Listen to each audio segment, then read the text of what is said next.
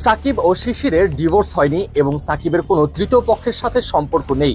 সামাজিক যোগাযোগ মাধ্যমে সাকিবের স্ত্রী শিশির নিজে থেকে স্ট্যাটাস দিয়ে এটি জানিয়েছেন এবং কি সেই স্ট্যাটাসে শিশির সাকিবের প্রশংসা করে বলেছেন, জীবনসঙ্গী হিসেবে সাকিব 100-তে 100 পাওয়ার মতোই। সামাজিক যোগাযোগ মাধ্যমে গতকাল ছড়িয়ে পড়ে বেশ কিছু ছবি। এসব ছবিতে সাকিব এবং বিপিএলের দল কুমিল্লা ভিক্টোরিয়ান্সের মালিক নাফিসা কামালকে একসাথে দেখা যায়, এমনটাই গুঞ্জন শোনা যাচ্ছে। সাথে এই দুজনের সম্পর্ক নিয়েও নানা গুঞ্জন চাওয়ার হচ্ছে। সাকিবকে নিয়ে ওঠা এইসব গুঞ্জনের জবাব দিতেই ফেসবুক স্ট্যাটাস দিয়ে তার স্ত্রী লিখেছেন, আপনারা হয়তো তার সাকিব আল হাসানের ক্যারিয়ার এবং পছন্দ নিয়ে ব্যক্তিগত মতামত রাখতেই পারেন, তা আমি অস্বীকার করব না। প্রত্যেকেরই বাক স্বাধীনতা আছে, কিন্তু দয়া করে এটি আমাদের সম্পর্কের সঙ্গে মেশাবেন না।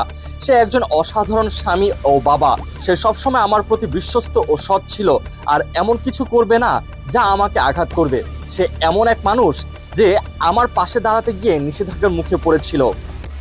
সাকিব এখনো আগের মতোই আছেন জানিয়ে শিশির আরও লিখেছেন, আমি তার বাইরে ঘোরাফেরা নিয়ে সব সময় জানি আর বেশিরভাগ সময় তার সঙ্গেই থাকি। 13 বছর আগে আমি যে মানুষটির সঙ্গে আলাপ করেছিলাম সে একই মানুষ আছে। জীবনসঙ্গী হিসেবে সে 100-তে 100 পাওয়ার মতোই। আর আলহামদুলিল্লাহ আমাদের সুন্দর একটি পরিবার আছে।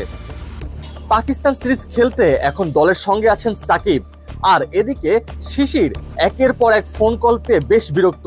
এই ব্যাপারগুলো উল্লেখ করে তিনি লিখেছেন, আমি চুপ থাকতে চাই কারণ সত্যটা আমার ভেতরেই আছে, কিন্তু কিছু অপ্রয়োজনীয় ফোন কল এবং মেসেজের কারণে আমি বিষয়টা পরিষ্কার করতে চেয়েছি।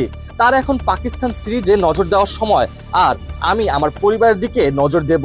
আমরা সবসময় টিম হয়েছিলাম আর তেমনই থাকবো ইনশাল্লাহ। এদিকে শিশির সাকিবের সঙ্গে ফেসবুকে থাকা অনেক ছবি সরিয়ে নিয়েছেন এমন গুঞ্জনও উঠেছিল। দীর্ঘ স্ট্যাটাসের শেষে এইসব নিয়ে শিশির লিখেছেন, আমি আমার কোনো পোস্ট বা ছবি ডিলিট করিনি, কেবল তা প্রাইভেট করে রেখেছি। আর ছবি বা পোস্ট কখনো কোনো সম্পর্কের বিচার করতে পারে না।